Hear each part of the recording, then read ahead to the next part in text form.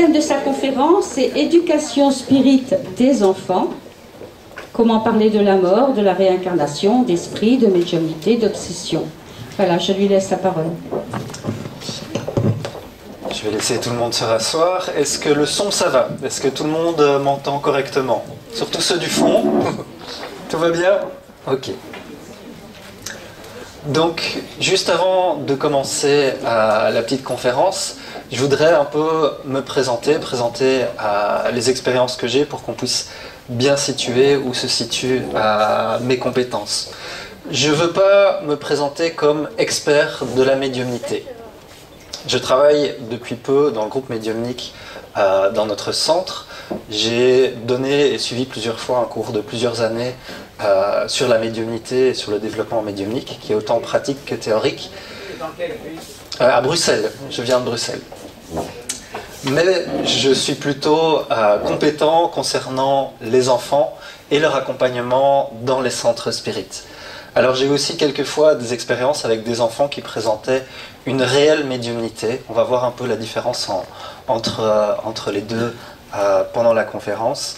Mais c'est vraiment dans leur accompagnement que je vais vous parler. Alors il y aura quelques répétitions par rapport à ce que Morissette a dit. Ne vous étonnez pas, ça veut dire au moins qu'on est d'accord sur ce sujet. Alors une toute petite introduction, je vais passer plus vite que prévu pour pas que ça soit trop de répétitions. Mais on va essayer d'abord de voir c'est quoi la médiumnité. Le premier commentaire à faire, c'est que la médiumnité est quelque chose de tout à fait naturel et répandu chez absolument tous les êtres humains. Quand on arrive dans l'appartement d'une personne dépressive et qu'au-delà de l'apparence matérielle, on sent qu'il y a quelque chose. On sent que c'est lourd ce lieu. Eh bien, c'est simplement de la médiumnité. C'est simplement le fait de sentir à ce moment-là les énergies qui sont présentes dans cette salle. Et si je prends cette expérience, c'est parce qu'elle est très répandue et qu'on a tous senti à certains endroits un certain malaise ou un certain bien-être indépendamment de l'organisation physique du lieu.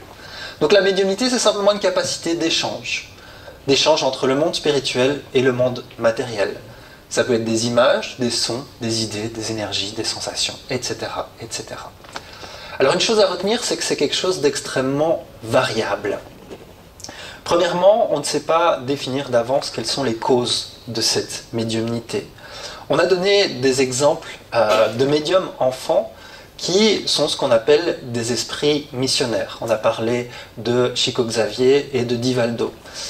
Ces personnes ont eu une médiumnité très jeune parce qu'ils en avaient besoin pour faire du bien à l'humanité. Ils sont incarnés pour cette raison-là. C'est vraiment l'exception. On pourrait dire qu'un médium sur 1000 ou peut-être encore plus, est un médium missionnaire. Certaines personnes présentent des caractéristiques médiumniques, mais ça vient d'un déséquilibre. C'est une liaison négative avec des esprits obsesseurs qui crée la faculté médiumnique qui va s'arrêter dès que la personne se rééquilibre. Et donc les causes sont très variables et la faculté peut évoluer, peut changer, on va le voir. Morissette l'a bien expliqué, c'est quelque chose d'assez naturel chez les enfants. Simplement parce qu'ils sont en train de s'incarner et que jusqu'à l'âge de 7 ou 8 ans, ils sont encore un petit peu de l'autre côté. Donc on va trouver des phénomènes médiumniques chez des enfants qui sont tout à fait normaux et qui vont disparaître quand l'enfant grandit. Mais pour ceux chez qui la faculté reste, la caractéristique la plus fréquente, c'est que la médiumnité est le signe d'une dette importante. Pourquoi? Parce que la médiumnité est une faculté qui permet de faire énormément de bien. Donc, des esprits qui se retrouvent de l'autre côté avec de grandes dettes, donc ayant fait un mal assez important, vont demander, il n'y a pas un moyen pour rembourser cette dette de manière assez rapide et efficace. On va leur dire, s'il y en a un, il est risqué, parce que les risques de déséquilibre et de faire du mal avec sont importants, mais il permet de faire énormément de bien. Et donc le premier réflexe à se dire, c'est que la majorité des médiums, en fait, sont des esprits endettés. Bon, nous sommes tous endettés du passé, sinon on serait déjà dans des planètes beaucoup plus agréables, mais une des caractéristiques importantes des médiums, c'est cette dette. Et quand on retrouve des enfants qui ont une médiumnité réelle, c'est-à-dire que dès leur plus tendre enfance, ils ont un contact très fort avec le monde spirituel et souvent désagréable. On parle à ce moment-là d'esprits plutôt endettés parce que les enfants ont, en règle générale, une protection supérieure de la spiritualité aux adultes. Parce qu'ils ne sont pas encore assez mûrs pour être responsables de leurs actes. Donc par exemple, on a probablement tous des gens du passé avec qui on a fait des choses pas très sympas, qui nous en veulent un petit peu. Pendant l'enfance, la spiritualité va protéger l'enfant de ces esprits. Et bien souvent, les esprits obsesseurs disent « Ah, je l'ai cherché pendant longtemps, je l'ai retrouvé que quand il avait 20, 30 ans, mais avant, j'ai pas réussi à le retrouver. »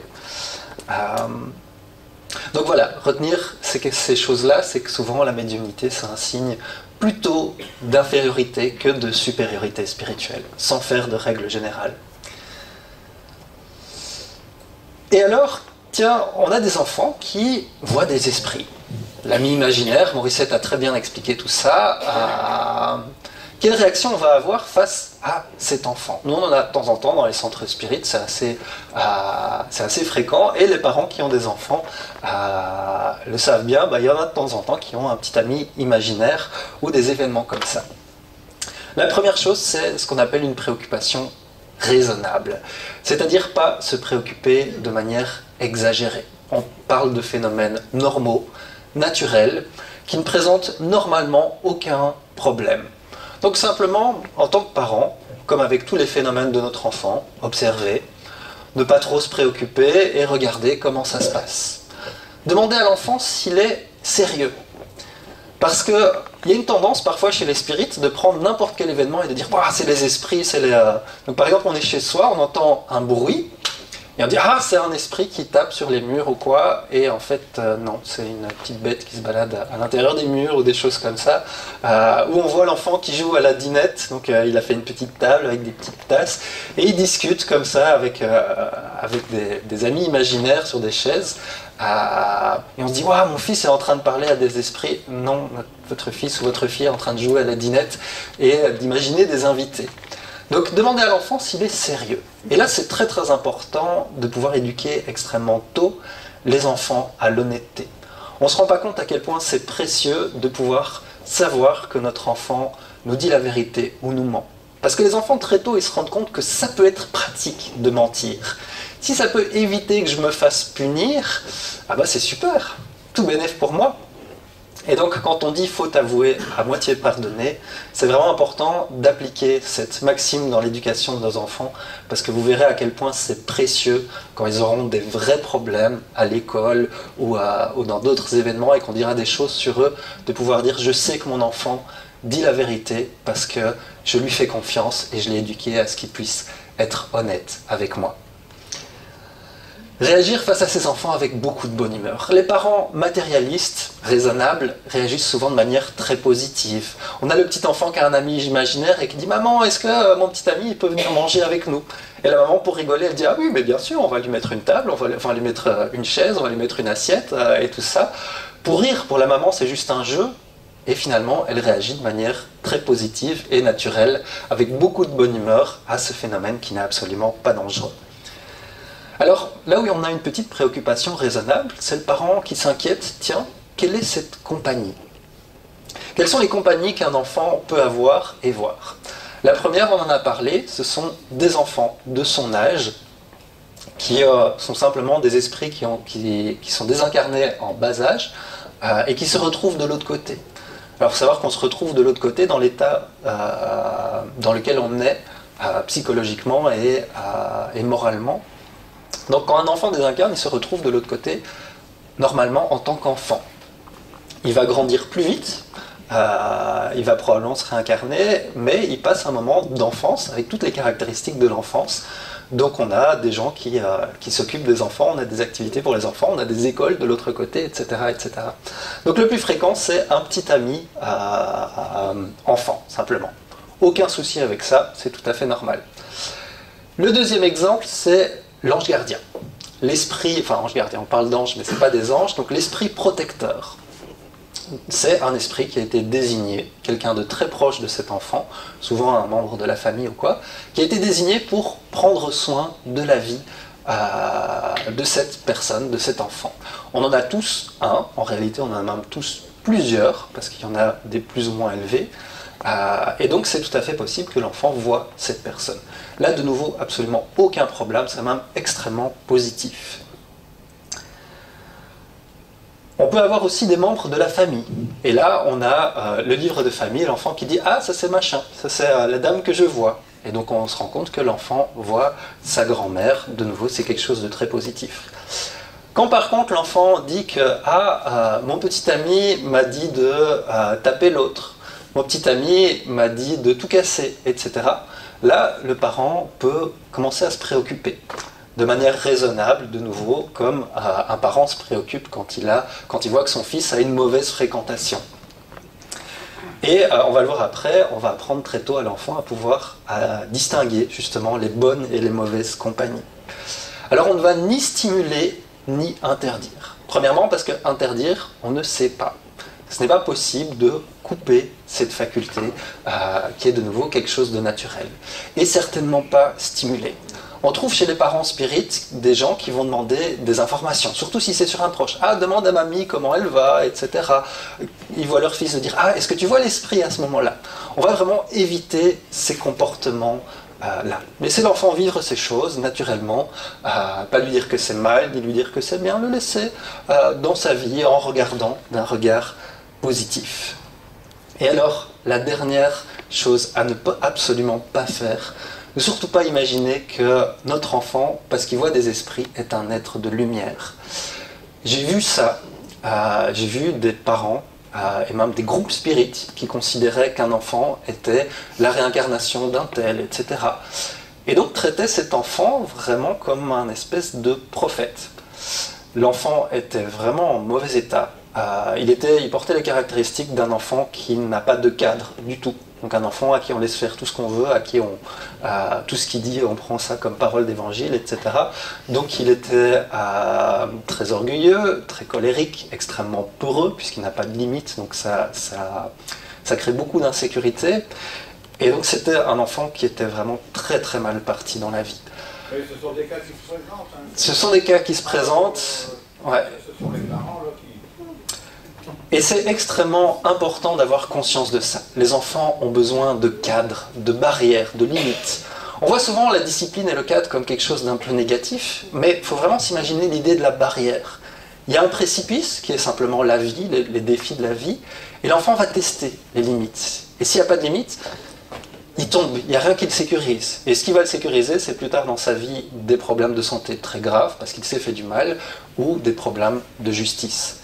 Si je veux insister là-dessus, c'est parce que j'ai eu pas mal d'amis enfants qui n'avaient pas de cadre. Ils avaient toujours beaucoup plus de jouets que moi, pouvaient faire beaucoup plus de choses que moi, donc j'étais très jaloux d'eux. Aujourd'hui, si je veux leur rendre visite, c'est souvent à l'hôpital psychiatrique ou au cimetière.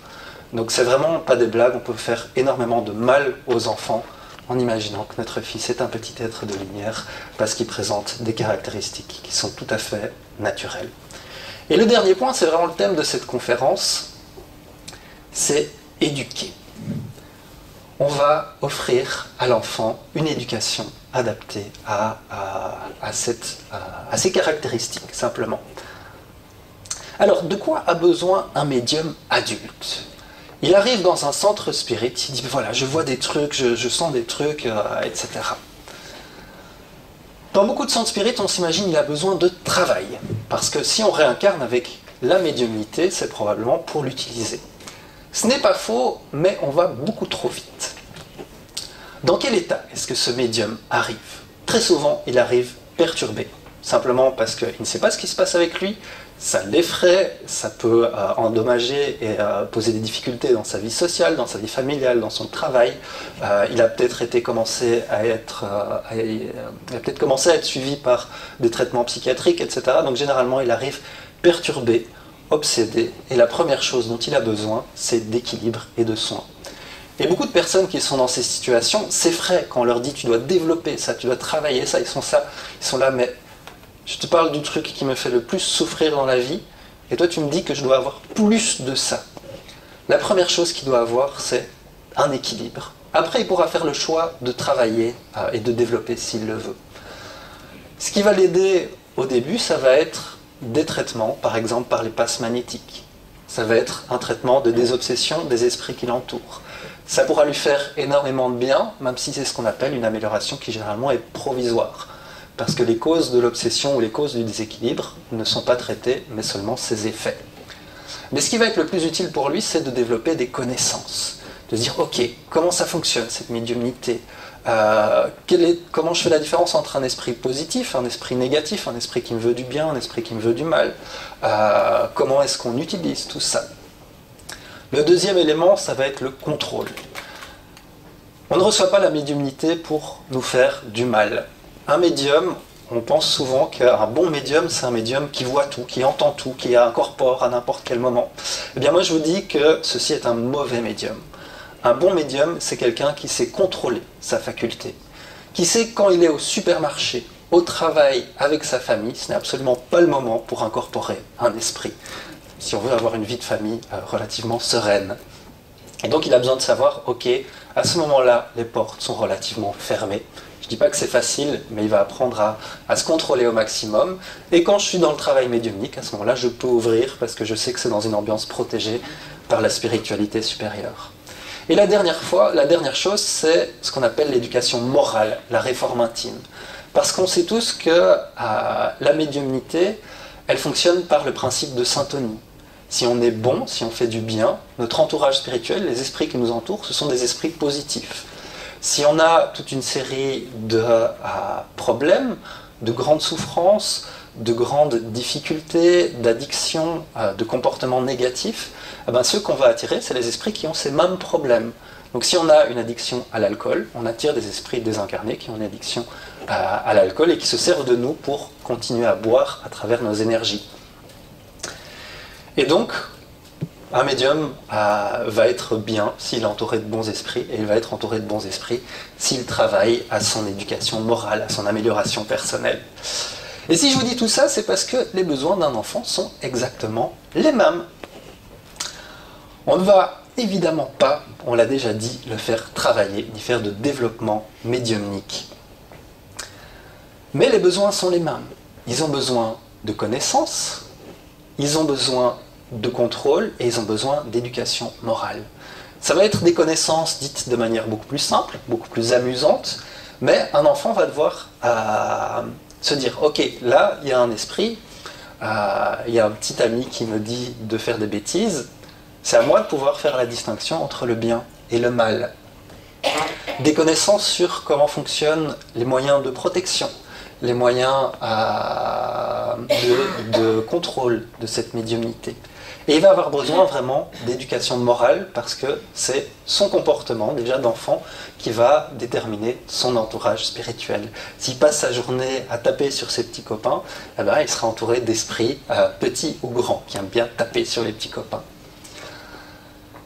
Et je mets bien un enfant présentant des signes de médiumnité, car, comme on l'a dit, la plupart des signes de médiumnité vont disparaître vers 7, 8 ans, 10 ans maximum. Si ça reste, on va plutôt avoir une personne qui va avoir cette médiumnité tout au long de sa vie et probablement travailler avec cette médiumnité.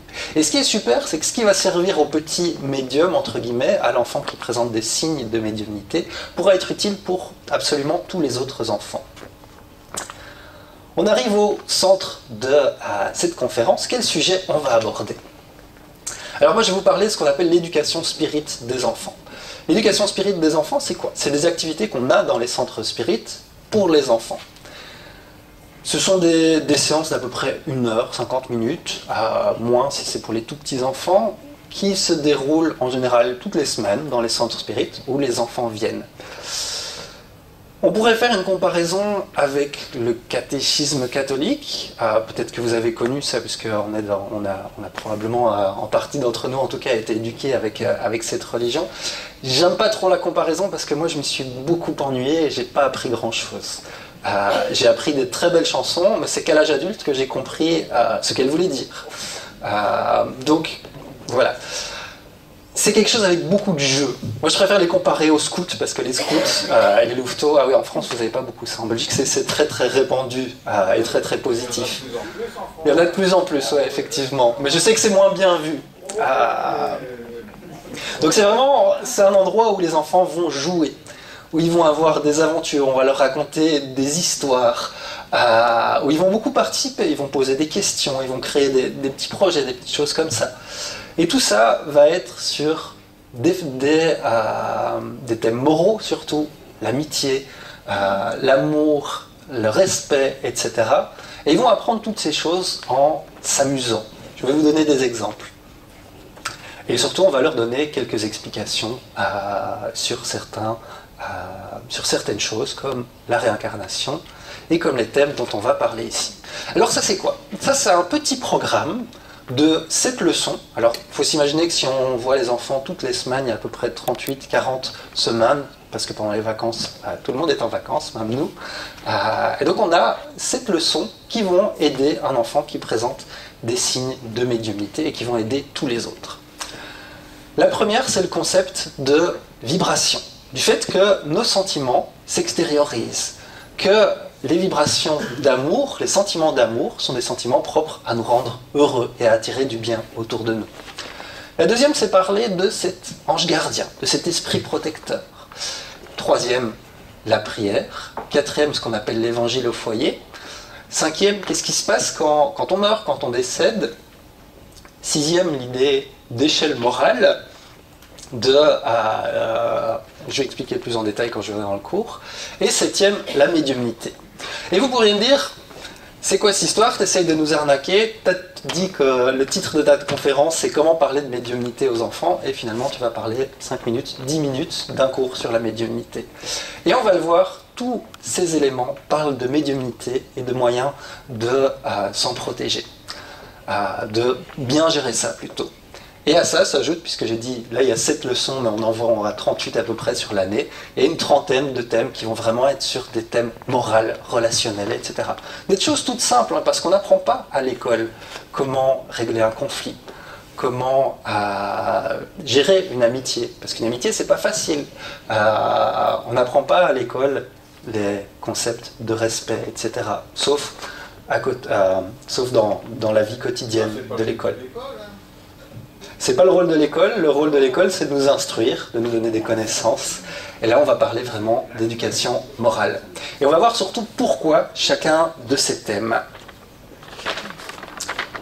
Alors, l'idée de vibration, d'amour et d'énergie. Premièrement, pourquoi?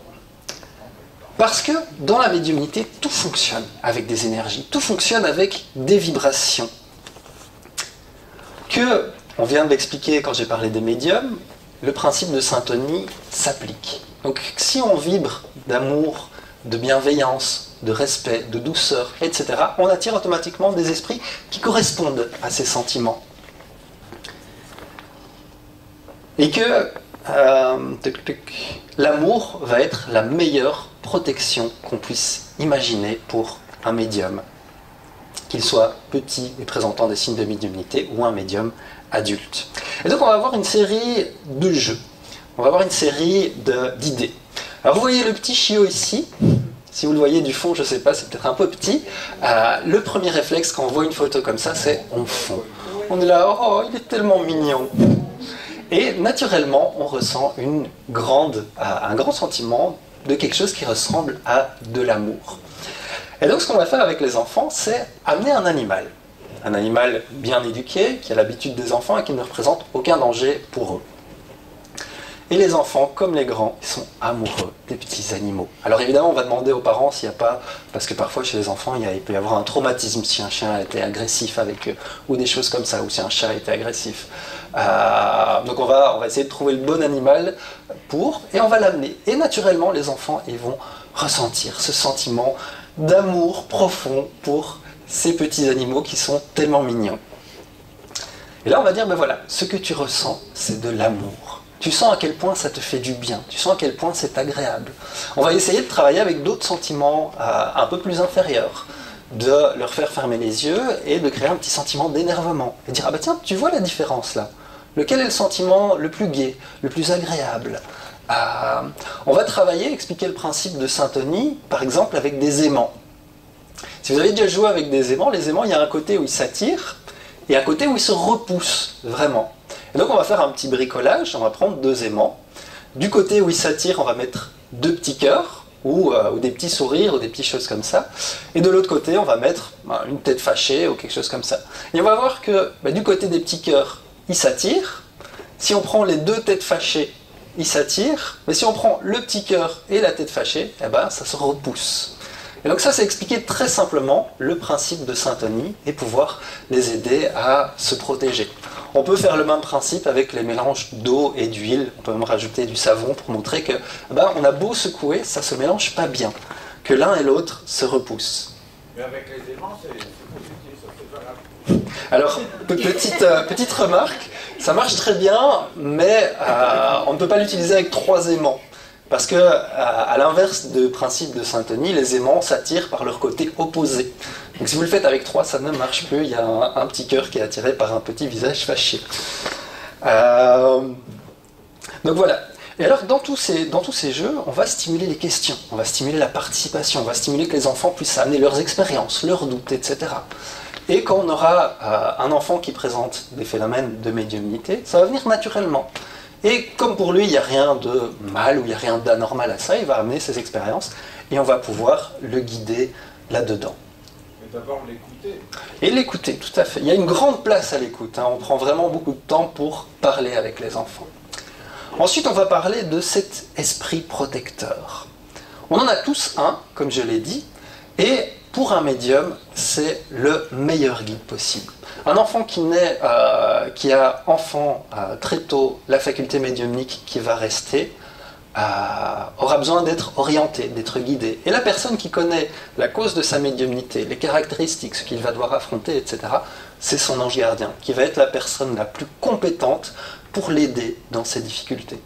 Donc si on lui permet d'identifier très tôt cette personne, voilà, c'est pour la vie, il a le meilleur professeur qu'on puisse imaginer. Quand on reprend les médiums missionnaires, qui sont encore une fois très très rares, comme Chico Xavier ou Divaldo, très très tôt, ils ont connu leur esprit protecteur, Emmanuel et, aidez-moi, là j'ai oublié le nom de cette dame, Johanna Di Angelis, voilà, merci. Et donc, qu'est-ce qu'on va faire comme petit jeu ? Déjà, on va leur parler, on va leur expliquer c'est quoi cet esprit protecteur, dire que c'est pas un ange, c'est pas un esprit extrêmement supérieur, c'est quelqu'un de proche, souvent un ami, un grand-parent, quelqu'un qui a été de notre famille, quelqu'un qui nous aime énormément. On va jouer à des petits jeux auxquels les enfants jouent, sauf qu'on va ajouter une règle en plus. Rajouter l'idée qu'il y a quelqu'un pour te protéger. Par exemple, un jeu de chat perché, donc on doit courir derrière un enfant, et celui qui le touche, il devient le chat. On va rajouter un autre enfant qui a pour but de protéger. L'idée, c'est de montrer aux enfants qu'il y a quelqu'un près d'eux, quelqu'un pour veiller sur eux, quelqu'un pour les aider, et ça pour toute leur vie. On va jouer à des petits jeux d'influence aussi, parce que mine de rien, qu'on soit médium ou pas, ces petits dilemmes quand on est face à un choix moral, d'avoir un petit ange et un petit diable des deux côtés, et on est là, est-ce qu'on écoute l'un, est-ce qu'on écoute l'autre, etc. On les a tous, et les enfants les ont très souvent. Et donc un petit jeu justement où on apprend à l'enfant à choisir ce petit ange, parce qu'il y a d'autres anges gardiens qui nous parlent à tous et qui nous aident, qui nous guident vers le bien. Et plus on fait ce choix, plus on arrive à communiquer naturellement par syntonie avec cet ange gardien, qu'on ait une médiumnité d'épreuve ou qu'on ait simplement une médiumnité naturelle comme on en a parlé au début. Et puis on va faire des jeux de guide, donc des jeux où les enfants ont les yeux bandés, où ils font un petit parcours un petit peu dangereux entre guillemets, et où ils ont quelqu'un pour les aider, pour les soutenir, pour les appuyer.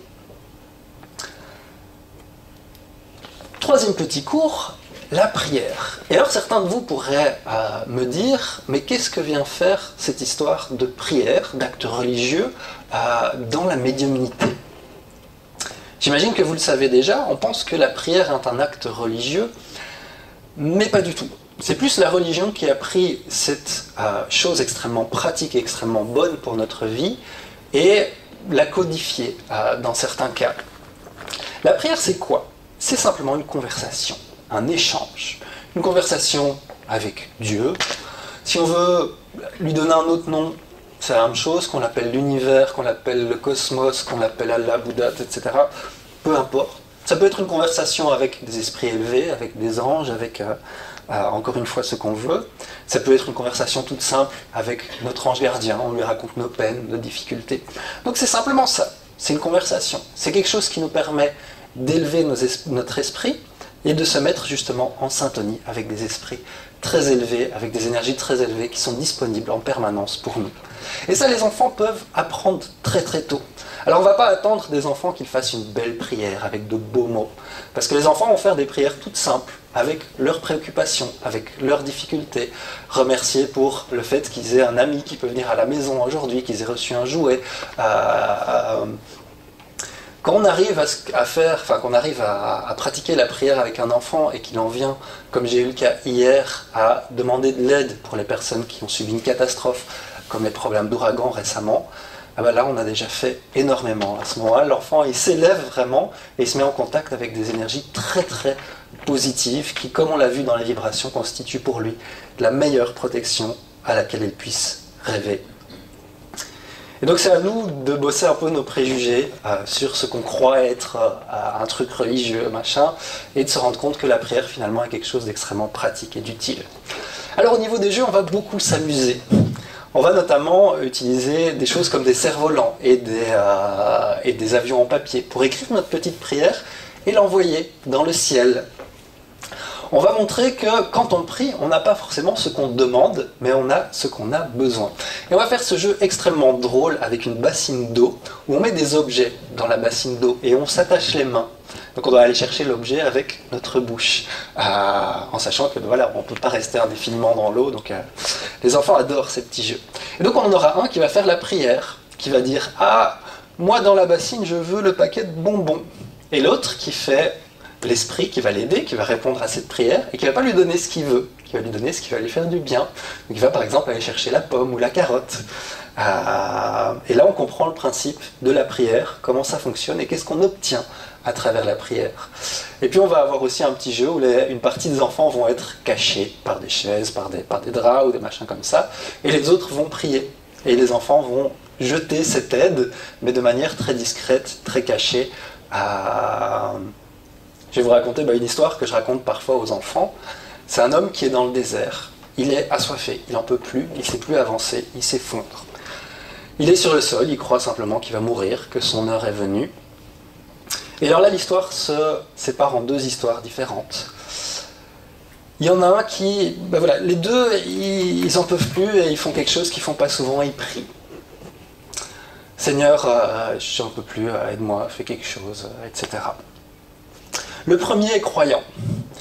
Il trouve la force de se relever, d'avancer encore un petit peu et se rend compte que 2 dunes plus loin, il y avait un oasis. Donc il y arrive assoiffé, il y a des gens pour l'aider, il s'en sort, etc. Et il dit merci Dieu de m'avoir sauvé, de m'avoir donné la force de me relever, de marcher dans la bonne direction et d'être sauvé. Et le deuxième, il fait exactement la même chose. Il se relève, il marche et il arrive à l'oasis. Et il ne dit pas merci Dieu parce qu'il n'est pas croyant. Mais il dit « Ah, quelle bonne chose que j'ai eu la force de me lever, de marcher encore, quelle bonne idée j'ai eue, etc. » Dans les deux cas, ils ont reçu une aide de la spiritualité.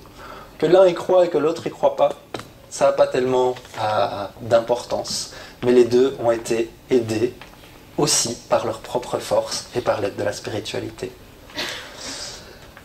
Quatrième chose, l'évangile au foyer. On pourrait répéter l'explication sur les préjugés religieux. Alors c'est quoi l'évangile au foyer? C'est un petit truc qu'on va faire une fois par semaine, qu'on peut faire avec les enfants, mais on va l'adapter évidemment, qui est simplement de faire chez soi une petite prière, une petite lecture. Avec les adultes, généralement, on prend l'évangile selon le spiritisme. Ça peut être un autre livre, il n'y a pas de dogme, il n'y a pas de rituel dans le spiritisme. Avec les enfants, on va prendre un livre de ce type, mais adapté aux enfants. On en a quelques-uns, je vais vous en parler à la fin. On va en discuter un peu et puis on va faire une vibration. Donc l'idée c'est d'envoyer de l'amour, de dire tiens on va vibrer pour mamie qui est à l'hôpital, on va vibrer pour ceux qui ont eu un accident, on va vibrer pour que l'amour s'installe sur Terre et de sentir tout ça. Et donc on va faire ça une fois par semaine à un horaire précis, défini à l'avance. Par exemple tous les mardis à 18h, c'est le jour de l'évangile au foyer. Il y a des gens qui vont dire oui, c'est un rituel, machin, le spiritisme n'a pas de rituel, mais il faut voir ce qui se passe de l'autre côté. Et c'est ça aussi qu'on va expliquer aux enfants. Pourquoi c'est à une heure précise et à un jour précis? Parce que la spiritualité prévoit une équipe de gens compétents et extrêmement bons dans leur domaine pour venir nous visiter. Ça va être quoi cette équipe? Ça va être des esprits qui vont être chargés de pouvoir accompagner les esprits négatifs qu'il y a dans notre maison. Ça va être des esprits dont la compétence est de créer une espèce de barrière de protection autour de notre maison pour que seuls des esprits positifs puissent y rentrer. Ça va être des esprits qui vont nous donner des passes magnétiques. Ça va être des esprits qui vont fluidifier l'eau, donc mettre des énergies très positives dans l'eau. Et alors on va faire un petit théâtre, une petite aventure avec les enfants. On va jouer, peut-être ça c'est les adultes, les animateurs qui vont jouer ça, ceux qui font l'évangile au foyer. Et les enfants vont jouer les esprits qu'on ne voit pas et qui font chacune de ces tâches.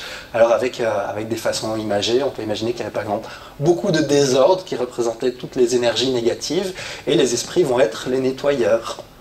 On va faire aussi une petite expérience avec un verre d'eau qui est super cette expérience. C'est une expérience avec de l'eau chaude et du vinaigre et de l'encre de stylo. Et donc en fait, cette expérience, quand on met l'encre dans l'eau, elle va disparaître, puis réapparaître, puis redisparaître. C'est super impressionnant et c'est très gai pour les enfants. Mais ça permet de voir que c'est pas parce qu'on ne voit pas quelque chose qu'il n'existe pas. Parce que les enfants savent qu'il y a de l'encre dans l'eau, sauf qu'on la voit plus. Et puis on la revoit. Et donc là, ils se rendent compte qu'il y a des choses invisibles qui existent et que dans cette eau, la spiritualité met vraiment beaucoup de lumière, même si nos yeux ne la voient pas. Et de nouveau, pourquoi faire ça pour un enfant qui présente des signes de médiumnité? Parce que c'est vraiment protéger la maison. Quand on a un enfant qui a reçu pour épreuve d'avoir une médiumnité difficile dès les plus tendres années de sa vie, c'est quelque chose de dur. Pourquoi? Parce que l'environnement spirituel à notre niveau, sur la croûte de la Terre, il n'est pas top. Et donc avoir un enfant qui est ouvert à tout ça, ça peut être extrêmement difficile. Mais d'avoir un petit cocon, un petit endroit protégé, où il sait que là, il n'y a pas de danger, il n'y a pas de risque, où il y a des énergies positives, etc., où il sait que là, il peut se laisser aller.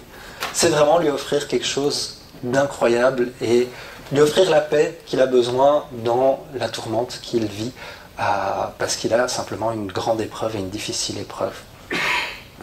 Donc c'est vraiment lui offrir ce petit cocon.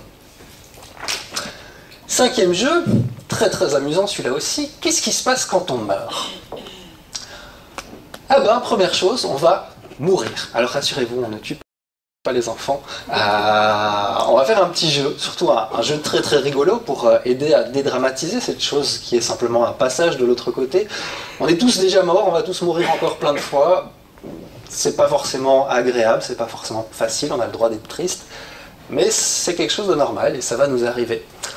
Donc on a fait ça au symposium de 2016, si je me rappelle bien. On a commencé par désincarner en masse. L'histoire, c'était que les enfants faisaient une visite en Antarctique. Et pour ceux qui ont des enfants, ils connaissent très certainement ce film.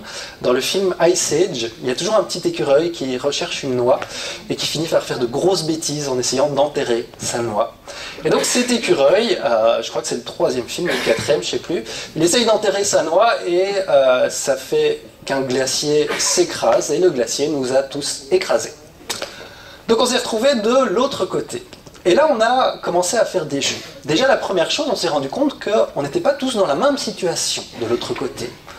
C'est basé sur toute l'expérience du film Nos Solars, où on voit le personnage principal qui commence par se retrouver dans une région difficile pour après aller dans une ville beaucoup plus agréable. Donc on se rend compte qu'il y en a qui désincarnent en situation difficile et d'autres en situation plus agréable. On se demande pourquoi, tiens, qu'est-ce qui fait qu'il y en a qui sont dans les zones un peu plus sombres? Alors c'est pas comme dans le film, hein. Ça terroriserait les enfants, c'est de manière beaucoup plus douce, entre guillemets, mais donc il y en a qui sont attachés à leur corps. Alors pour ça, on va par exemple utiliser un tablier qui représente ce corps, ou un truc avec des poids, qui est lourd, qui est un peu embêtant. Et la première aventure de ceux qui se situent dans la région difficile, ça va être de se détacher de ce corps, de se détacher de la matière. On va faire quelques jeux pour qu'ils puissent gagner le fait d'enlever leur tablier ou d'enlever les poids. Et puis de se rendre compte que s'ils sont dans cet endroit, c'est parce que dans leur vie, bon, ils savent bien que c'est un jeu, mais que dans leur vie, ils ont fait quelque chose qui n'allait pas. Et donc c'est de se rendre compte des erreurs qu'on a faites, de demander pardon, de demander de l'aide, de faire une prière.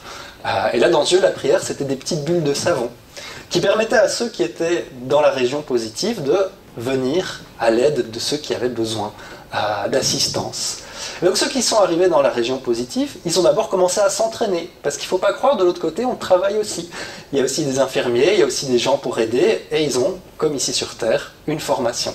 Donc on leur a fait une petite formation avec des jeux, et ils ont été chercher ceux qui étaient dans les régions difficiles, ils les ont portés sur des brancards humains, de nouveau un jeu pour s'amuser, et puis on s'est tous retrouvés dans une région plus agréable, qui était justement la ville de Nossolar. De là, on a fait quelques exercices, notamment pour se rendre compte qu'on a des vies passées, qu'on va prévoir la vie suivante, qu'on va s'organiser, qu'on a plein de choses à faire de l'autre côté. Et on a fait déjà un message pour la famille. Alors là, on a commencé vraiment à aborder la médiumnité telle qu'elle. De se dire, bah tiens, on va écrire un petit message pour papa, pour maman, leur dire qu'on les aime, leur dire qu'on va bien, etc., etc. Et finalement, là, ils commencent à comprendre le principe même de la médiumnité. C'est simplement des gens, comme vous, comme moi, qui n'ont pas de corps, mais qui ont envie de transmettre une chose ou l'autre. Et alors, les parents étaient très contents de recevoir les petits messages. Il y en a peut-être qui étaient dans ce symposium en 2016 ou qui ont participé aux activités. Et donc pourquoi est-ce qu'on va leur expliquer ça? Pour qu'ils comprennent que des esprits, c'est des gens, en fait. On croit parfois, et dans les groupes spirites, ça arrive aussi, oh, c'est un esprit qui l'a dit, alors on doit faire ce qu'il nous dit, etc. Pas forcément, on doit analyser le message, on doit analyser l'idée, parce que cet esprit, c'est une personne, comme vous et moi. C'est un être humain qui n'a simplement pas de corps. Et les enfants se rendent compte aussi que de l'autre côté, il y a des gens pas forcément sympas, mais ils comprennent aussi que c'est pas forcément des gens qui sont de façon inhérente méchants ou mauvais. Ce sont plutôt des gens malheureux, des gens qui ont souffert, des gens qui ont eu des difficultés, des gens qui ne comprennent pas encore l'importance du bien, et que même pour ces esprits négatifs, on doit avoir beaucoup de compassion. Et ça, c'est déjà un grand progrès. Sixième petite leçon, l'idée d'échelle morale. Une idée que beaucoup de médiums ne comprennent pas encore tout à fait. C'est l'idée qui nous permet de voir, tiens, la différence entre quelqu'un qu'on va écouter, quelqu'un qu'on va suivre, quelqu'un qu'on va, qui peut être un modèle ou entre guillemets un guide, et quelqu'un pas trop. Et comprendre aux enfants, laisser comprendre aux enfants la différence entre le bien et le mal. Alors ça c'est un exemple des thèmes moraux, mais il y en a vraiment beaucoup.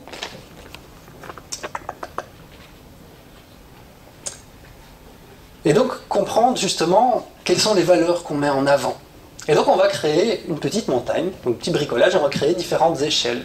L'échelle de la richesse, l'échelle de la célébrité, l'échelle de la morale, du bien, l'échelle du pouvoir, l'échelle de la connaissance. Et se rendre compte que il y a certaines échelles, à un moment elles s'arrêtent. Et on ne sait pas monter plus haut.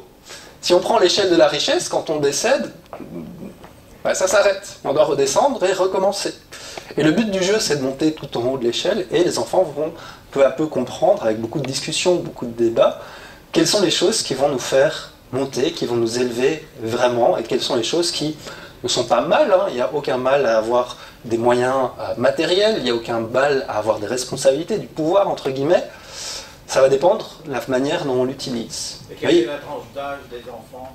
Alors, les jeux dont j'ai parlé, ça marche en général pour tous les enfants. Le prochain, celui du 7, on sera plus dans des 10-11 ans, parce qu'il y a certaines complexités.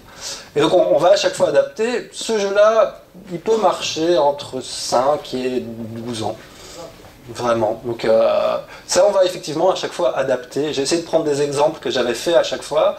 Je me suis occupé de groupes de différents âges. Je ne me souviens pas toujours. Plus c'est complexe intellectuellement, plus ils doivent être grands. Mais tous les jeux qu'on a faits, ils sont assez polyvalents. Tac tac.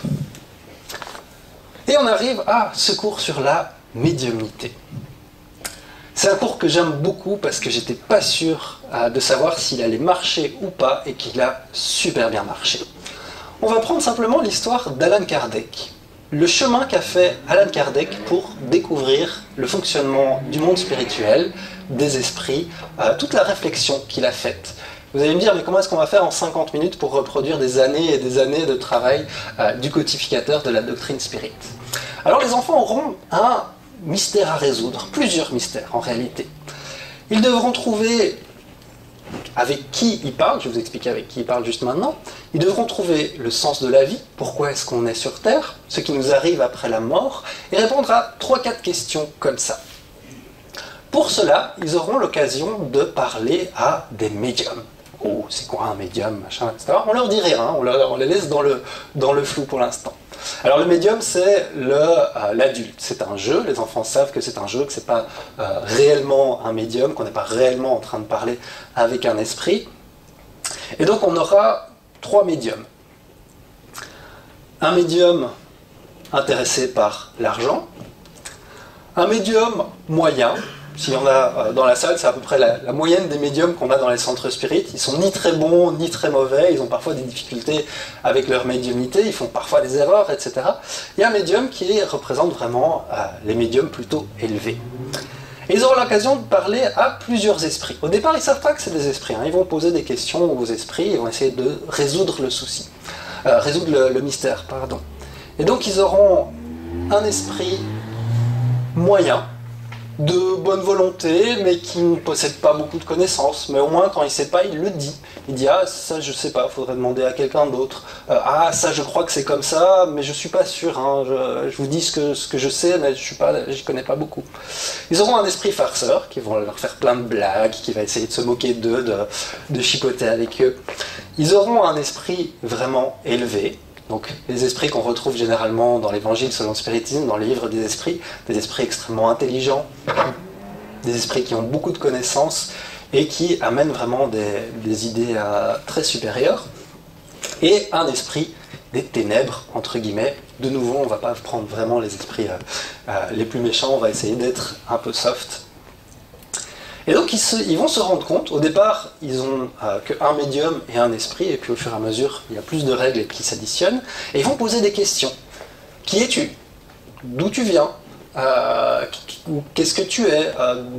C'est ça. Et ils vont poser les questions de leur mystère, quel est le but de la vie, etc. Et alors, l'esprit vraiment malveillant, il va avoir ce ton impérieux de dire ce qu'il faut faire, de dire des choses très agressives, etc., beaucoup d'orgueil. L'esprit farceur, il va être un peu, il va sauter à gauche à droite, il va vraiment être pas fiable, etc. Ils vont se rendre compte qu'avec le mauvais médium, entre guillemets, celui qui est intéressé par avoir plein d'argent, ils n'arrivent pas à contacter l'esprit supérieur, que ça passe pas, le contact passe pas bien. Ou alors passe, mais c'est l'esprit du mal qui va s'incorporer, entre guillemets. Et il va dire « Oh, je suis l'esprit supérieur ». Mais les enfants, ils connaissent déjà un peu la voix de l'esprit du mal. Ils font « Non, non, non, pardon ». Et donc, j'ai beaucoup aimé ce cours parce que ça marche super bien. Les enfants ont compris tout. Ils ont compris que c'était des esprits. Ils ont compris qu'il y avait vraiment une différence entre chaque esprit. Ils ont compris à qui ils pouvaient faire confiance, tant au niveau des médiums que des esprits. Et ils ont résolu toutes les questions qu'on leur avait posées. Ils ont compris le sens de la vie, de l'incarnation. Ils ont compris l'idée de se désincarner, d'être de l'autre côté. Ils ont compris que c'était des gens qui étaient sur Terre. Ils ont compris toutes les questions qu'on avait posées. En 50 minutes, on a réussi à passer une somme d'enseignements incroyables, et c'est eux qui les ont découverts. C'est eux qui ont refait le chemin d'Alan Kardec, qui ont compris comment fonctionnait la médiumnité, qui ont compris le principe de syntonie, qui ont compris qu'il y avait des esprits sympas et d'autres vachement moins sympas, etc. Les personnes qui jouent le rôle des esprits, ce sont des adultes. Donc, ce sont les enfants. Ce sont les adultes. Oui, ce sont les adultes, les animateurs. Ce jour-là, il n'y avait que moi, donc je faisais tous les rôles en prenant des places différentes. C'est-à-dire, voilà, maintenant je suis tel médium, et alors ils disent, hop, on commence la séance, entre guillemets, et je commence à parler. Et là, les enfants se disent, ah tiens, on a affaire à qui vous êtes? Il y avait des esprits qui montaient tout le temps, qui changeaient tout le temps de nom. Et les enfants savaient évidemment bien que c'était un jeu, que c'était pas la réalité. Et donc voilà, on a 7 petits cours qui font un petit programme assez solide, qui donne aux enfants les moyens de se protéger, la compréhension sur ce qui se passe de l'autre côté, sur c'est qui tous ces gens qui est de l'autre côté, comment ça fonctionne, comment moi je peux me protéger, gérer ça, etc. Ils ont vraiment tout ce qu'ils ont besoin. On va avoir des répétitions, on va avoir des cours qui reviennent plusieurs fois parce que si vous avez des enfants, vous savez bien qu'en leur disant une fois, ça ne rentre pas toujours de manière durable. Mais donc l'idée c'est... Pardon, vous excusez. Bon, ces enfants-là ont une sensibilité psychique, d'accord. Hein. Toi, tu fais le guignol en face d'eux, mais bon, ils sont en communication avec l'entité qui leur est propre, soit un guide, soit leur gardien, comme on dit si bien, là-haut, l'entité peut dire qu'est-ce qu'il te raconte hein. Ils ont déjà appris à pouvoir faire la différence entre un esprit positif et un négatif. Et encore une fois, on dit toujours la vérité aux enfants. C'est pas comme le Père Noël existe, machin. Il n'y a pas de ça chez nous. Si les enfants, moi je me souviens, j'utilisais des grandes marionnettes. Avec des grandes marionnettes qu'on manipule avec les deux bras, les marionnettes de ventriloque, et un enfant qui se dit ouais, t'essayes de m'avoir ou quoi, c'est toi. Puis je regarde, je fais mais évidemment que c'est moi. Enfin, il n'y a aucun moment où il y avait l'idée que c'était pas moi. Donc on leur dit toujours la vérité, et dans ce jeu-là particulièrement, ils savent bien que c'est moi qui joue un rôle qui fait l'idiot. Il n'y a pas de question à propos de ça, mais ça ne veut pas dire que les enseignements sont faux ou vrais. Je vais donner un exemple d'un enfant qui cumule une médiumnité d'épreuve et un handicap mental. Donc là, c'est pas facile du tout, non seulement pour lui, mais c'est pas facile non plus pour l'accompagner. Il a toujours, il avait, maintenant il va beaucoup mieux, des idées de meurtre, de massacre, de machin, de trucs comme ça. Il les dit comme ça, naturellement, pour jouer. Il raconte des histoires comme ça. Et je voyais ces idées-là, et puis je vais poser la question à la maman. Est-ce qu'il, quand il était petit, est-ce qu'il joue à des jeux violents? Est-ce qu'il voit des films pas adaptés aux enfants, etc. Elle dit, non, ça vient vraiment de lui. Il n'a jamais eu de contact avec des jeux, les jeux vidéo violents, ou des films d'horreur, ou des choses comme ça. Ça venait vraiment de lui. C'était les esprits inférieurs qui étaient autour de lui, qui disaient, machin, massacrer des gens, enlever des têtes, et des trucs comme ça. C'était glauque, hein, mais l'enfant disait ça avec bonne humeur. Hein, donc, c'était glauque, mais en même temps c'était un peu rigolo. Et donc il y avait vraiment un travail d'enseignement pour lui, mais aussi de recadrage. De dire, qu'il puisse lui-même faire la différence entre le bien et le mal, qu'il puisse se rendre compte que c'est des esprits inférieurs, et qu'il puisse lui-même décider de ne pas les écouter. De dire non, je m'en fous, je t'écoute pas. Et j'aimerais vous dire que c'est grâce à moi que cet enfant va super bien aujourd'hui, mais c'est grâce surtout à sa maman, qui a vraiment fait ce travail au quotidien, d'essayer de l'aider à pouvoir faire ce tri, à pouvoir avoir cette compréhension, etc. Effectivement, nous on a aidé, mais là, il faut rendre à César ce qui est à César. Le plus gros travail a été fait par sa maman. Et donc tous ces cours vont aussi être faits avec l'aide des parents, avec le soutien des parents. Parce que ça ne sert à rien de dire quelque chose dans le cours des enfants et que les parents donnent l'exemple inverse à la maison. Donc on va beaucoup discuter avec les parents. Par exemple, si on parle de la prière, dire à quoi ça sert la prière, à exercer la prière une fois par semaine, c'est bien, mais c'est bien aussi que les parents puissent le faire avec l'enfant, puissent le faire au quotidien, et que l'enfant puisse lui-même voir les bénéfices de ce comportement. Parce que de nouveau, on n'est pas en train de donner des dogmes, on n'est pas en train d'appliquer des trucs, il faut faire une prière tous les soirs avant d'aller dormir. Non, c'est de se rendre compte à quel point ça fait du bien. Pour, de nouveau, ceux qui connaissent les enfants ou quoi, on sait qu'il y a souvent des histoires de monstres en dessous du lit, de monstres dans l'armoire, de fantômes qui viennent pendant la nuit, etc. Alors on laisse une lumière contre, l'enfant vient dormir avec les parents dans le lit, etc. Il faut savoir que pour ces phénomènes, qu'ils soient réels, c'est-à-dire qu'il y ait un esprit inférieur que l'enfant perçoit de manière plus ou moins consciente et qui lui fait peur, ou imaginaire, comme nous, par exemple, quand on est la nuit dans un quartier pas très sûr et qu'on entend quelqu'un derrière nous, notre imagination elle tourne. Qu'est-ce qui va m'arriver, machin, et tout ça. Les enfants, c'est pareil, il fait noir, qu'est-ce qui va m'arriver? On entend un bruit, mon Dieu, il y a quelque chose dans le placard. Ça nous arrive aussi en tant qu'adultes, même si on n'imagine pas des monstres, on imagine des voleurs, des méchants, etc. Les enfants, ils ont beaucoup d'imagination, ils imaginent des choses un peu plus fantaisistes. Et donc, pour ces situations, qu'elles soient de nouveau réelles ou imaginaires, la prière, l'évangile au foyer et l'idée des vibrations, ce sont des choses extrêmement efficaces. Pourquoi? Parce qu'en émettant une vibration d'amour pour le monstre, entre guillemets, l'enfant va s'apaiser, l'enfant va tout de suite se remettre dans une disposition plus positive et va se rendormir tranquillement dans sa chambre. En faisant une prière ou un évangile au foyer et en imaginant qu'il se protège, que ce soit imaginaire ou réel, il va réellement se protéger et se sentir lui-même en sécurité, protégé. Donc ça marche vraiment bien. Une sérénité, un calme intérieur, émotionnel. Exactement. Et ces pratiques-là fonctionnent pour avoir ces choses-là. Ouais. Chaque cours dure à peu près 1 heure, c'est ça? C'est ça. Est-ce qu'il y a des pauses? Parce qu'1 heure, c'est peut-être beaucoup pour des enfants plus jeunes. C'est 1 heure de jeu, hein. Donc je sais pas si tu vois avec des enfants qui jouent, ça va. 1 heure, enfin 50 minutes, là au centre c'est 50 minutes. Pour les tout petits, on fait 30 minutes, parce que là, ceux qui ont 4, 5 ans, etc., là on va plutôt faire 30 minutes, parce qu'ils ne savent pas forcément rester plus longtemps. Mais les plus grands, ils jouent, ils sont en train de s'amuser. C'est pas 1 heure de cours, hein. Il va y avoir des explications, mais elles vont être très très courtes. Elles vont durer 2-3 minutes, ou alors c'est plus une explication, discussion, où les enfants vont eux-mêmes se rendre compte de ce qu'ils apprennent. Mais les jeux, ça leur permet de se libérer. Oui, ils apprennent vraiment en s'amusant. Et puis, tu as aussi la peinture qui permet de leur exprimer leur inconscient, leur vision, tout ce que tu veux. Tu peux utiliser la peinture. Très juste, et on utilise effectivement tout ce qui est création artistique. Tu disais que parfois les cours revenaient. Ouais. Comment tu présentes ça? Est-ce que ça vient des enfants qui veulent rejouer, qui veulent... Alors, donc le cours est toujours très adaptable, il est très flexible. Pourquoi? Parce que si l'enfant pose une question, on va pas dire « Ah non, c'est pas le sujet du cours, laisse-moi tranquille ». Non, on va pouvoir amener la question et en discuter avec les enfants, etc.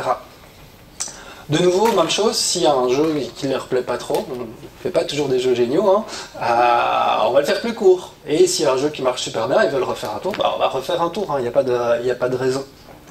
Et le fait que des thèmes reviennent, ça veut dire que l'animateur, l'éducateur va avoir une liste de thèmes pour l'année, il a un programme, et lui il va réfléchir, tiens ce thème-là, ça serait bien d'en reparler. Ou l'année suivante, il va le refaire. Mais ça ne sera jamais la même chose, puisqu'on recrée les jeux à chaque fois, on les réinvente, et donc on trouve de nouvelles choses à faire. Et l'éducateur, il est éduqué, oui. Alors, très important, effectivement, la personne qui donne ses cours est formée. Tu as tes limites, tu as tes peurs, tu as tes angoisses, tu as tes problèmes, donc il ne faut pas que ça transpire au travers de ta relation avec... C'est plus complexe en fait. L'éducateur doit être l'exemple des valeurs qu'il enseigne, mais comme n'importe quel professeur, hein. Si vous avez des cours sur le spiritisme chez vous, vous allez donner un cours ou une petite conférence sur l'humilité, et puis vous êtes le contraire de ce qu'est ce principe-là. Donc, ils doivent essayer au maximum d'être un exemple de ce qu'ils enseignent, mais comme on enseigne des choses vraiment très très belles, on ne sait pas l'être pour absolument tout. Donc quand on n'est pas un exemple de réalisation, on n'est pas un exemple par exemple d'humilité, on est au moins un exemple d'effort pour y arriver. Et il n'y a aucun mal à le montrer aux enfants, dans le sens où si les enfants savent que nous on essaye et que pour nous c'est pas facile, ils se rendent bien compte que pour eux aussi c'est pas facile. Et que donc ils savent, mon ami, mon grand ami du centre spirit, là, il a aussi le même problème, il a aussi des difficultés, pour moi c'est difficile, et on va aussi y arriver. C'est la même chose pour les parents. Quand un parent se met face à l'enfant, lui dit « Ah oui, toi tu me dis de faire ça, mais toi tu le fais bien, hein. Tu me dis de pas mentir, mais là j'ai vu, t'as menti à la dame. Hein. » Déjà il faut dire « Oui, désolé. » Et puis dire « On va essayer ensemble d'y arriver. On va essayer ensemble de changer ça. » Oui. Oui, un enfant qui a un petit copain invisible à partir de 2 ans, là, à 12-13 ans, il est toujours là, ce petit copain. Est-ce que ça va durer? Donc, effectivement, si la médiumnité dépasse l'âge de l'enfance, c'est possible qu'il ait une médiumnité pour toute sa vie. Je vous ai dit, c'est quelque chose de très changeant et de très variable.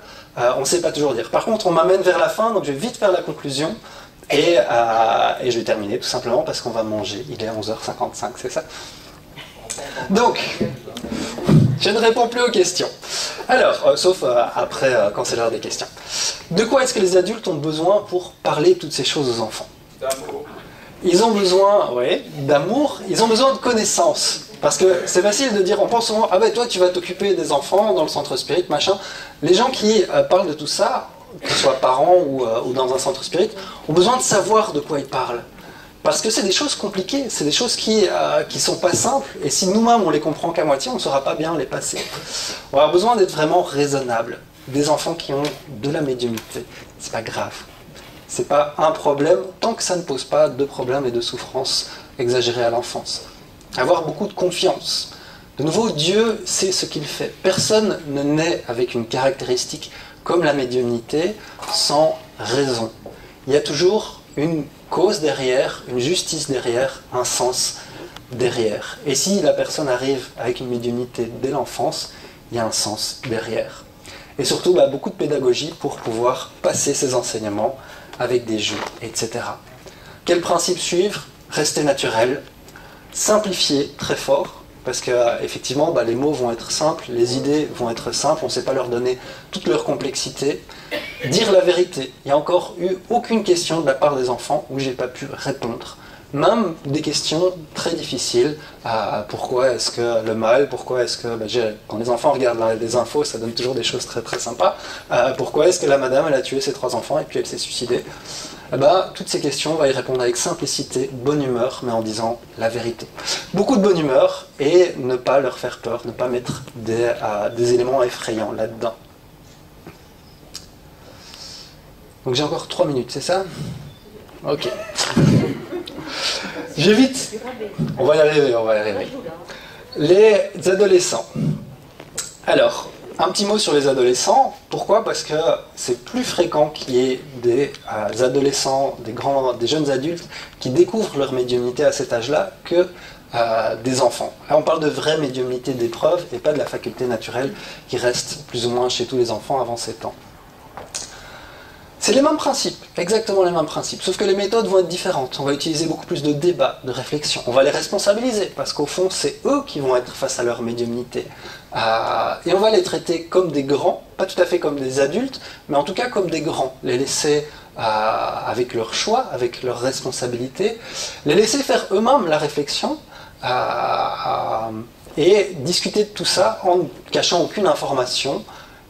Quand les adolescents ont de l'intérêt, ils savent recevoir des explications complexes. Et surtout, même chose qu'avec les enfants, pas de travail médiumnique, pas de développement médiumnique. Les adolescents sont en construction de leur personnalité. C'est une période très très difficile, l'adolescence.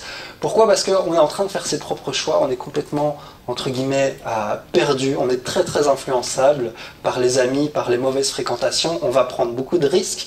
Parce que l'adolescent, à un moment, il est beaucoup moins raisonnable que l'adulte. Il y a des raisons neurologiques à ça. Et donc, c'est vraiment pas du tout le moment pour faire du développement médiumnique ou du travail médiumnique. Il faut réserver ça aux adultes qui font le choix de manière responsable.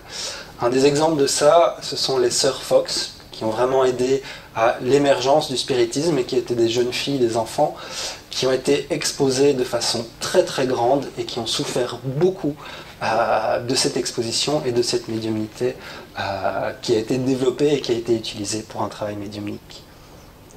Ces méthodes fonctionnent, ces méthodes d'éducation sont vraiment fonctionnelles, elles marchent. J'ai déjà eu plusieurs situations où ça a très bien marché.